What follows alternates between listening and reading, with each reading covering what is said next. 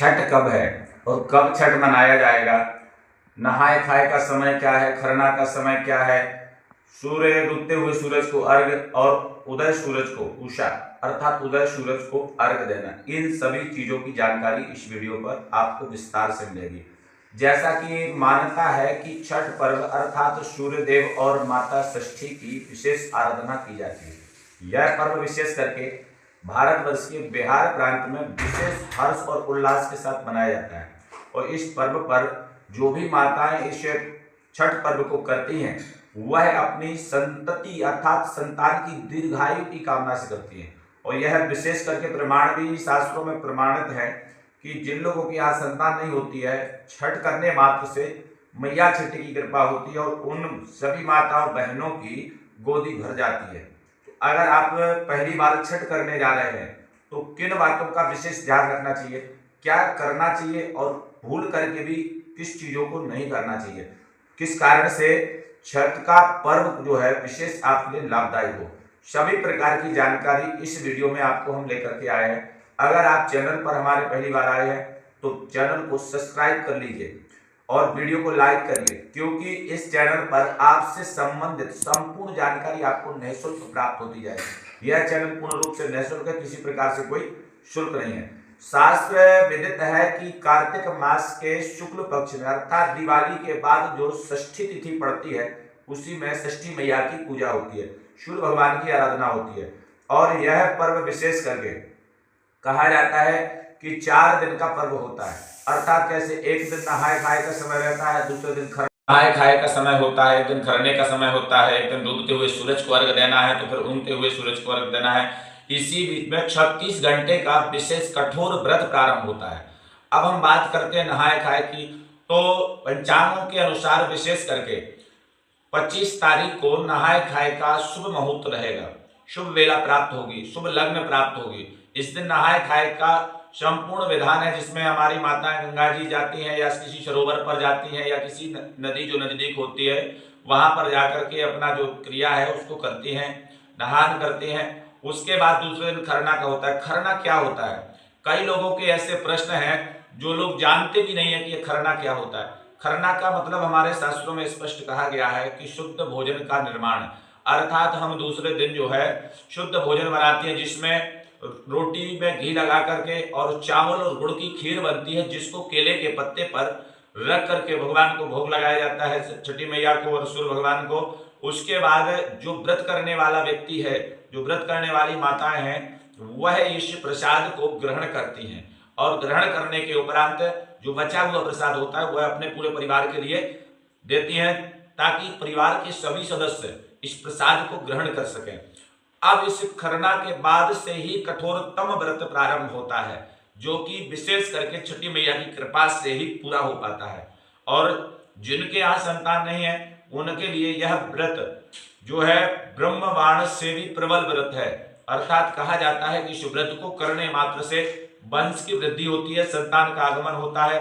निसंतान व्यक्तियों के लिए यह व्रत अमृत के समान है।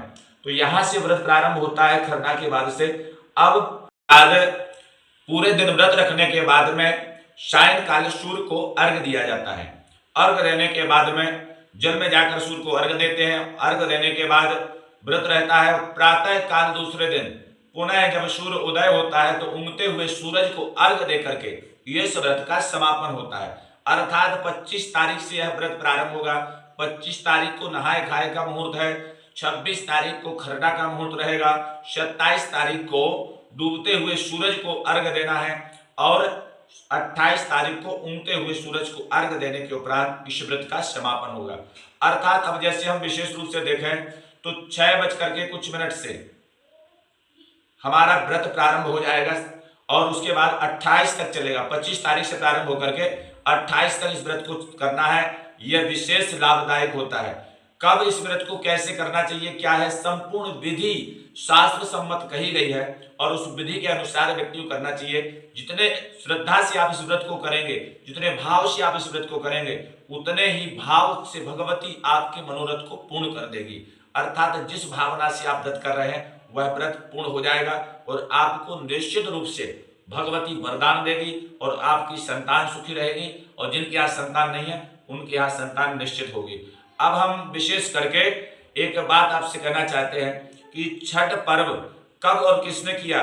तो शास्त्र सम्मत है कि छठ पर्व प्रमाण आते हैं कि सीता जी ने प्रारंभ किया और द्रौपदी जी ने प्रारंभ किया था। तो संतति के लिए विशेष रूप से इस पर्व को माता जानकी ने किया था, जिसके फलस्वरूप लव कुश प्राप्त हुए थे और द्रौपदी ने भी किया था। और उसके बाद कई कथाएं आती हैं कि जब संतान नहीं हुई तो कई राजाओं ने अर्घ देने का जो समय है, जो मुहूर्त है, वह 27 तारीख को डूबते हुए सूर्य को अर्घ देने का समय है। अर्थात सूर्य अस्त कितने बजे हो रहे हैं, तो शास्त्र सम्मत है कि 5:36 पर 27 तारीख को सूर्य अस्त होगा। अर्थात इसके उपरांत ही आप सूर्य को अर्घ दें। वहीं अगर हम बात करें उदय होने की, तो सूर्य 28 तारीख को 6:25 पर उदय हो रहे हैं। उगते हुए सूरज का जो अर्घ है वो 6:25 पर होगा। इसलिए यह व्रत विशेष करके विशेष प्रभावशाली होगा। वहीं अगर हम बात करें तो यह 125 साल बाद यह छठ पर्व बहुत विशेष है, क्योंकि विशेष करके इसमें चंद्रमा का विशेष परिवर्तन चल रहा है और हम सूर्य को विशेष आराधना कर रहे हैं। अर्थात रात्रि की बेला में जब चंद्रमा का दिव्य दर्शन होगा, उस समय बृहस्पति देवताओं के गुरु जो है चंद्रमा का भोग कर रहे होंगे। अर्थात कर्क राशि पर बृहस्पति का आगमन रहेगा, इसलिए यह पर्व इसलिए और विशेष हो जाता है। ग्रहों का संयोग बहुत प्रबल बना हुआ है, जिस प्रकार से व्यक्ति मनोकामना करेगा, जो भी विचार रखेगा, वह सभी उसके पूर्ण हो जाएंगे। तो विशेष करके छठी मैया को कात्यायनी मैया भी माना जाता है और कात्यायनी मैया के प्रभाव से जिनकी जो भी मनोकामना होगी वह सभी मनोकामनाएं पूर्ण होंगी, हर प्रकार से व्यक्ति के मनोरथ पूर्ण होंगे। तो अगर आपके लिए यह जानकारी विशेष लगे और अगर आप हमारे चैनल पर पहली बार आए हैं तो चैनल को सब्सक्राइब जरूर कर लीजिए। यह चैनल पूर्ण रूप से निःशुल्क है, इस पर किसी प्रकार का शुल्क नहीं है। हम ऐसी जानकारी लेकर के नित्य प्रति आते हैं जो आपके लिए मार्ग प्रशस्त करती है। जय माता दी, जय छठी मैया।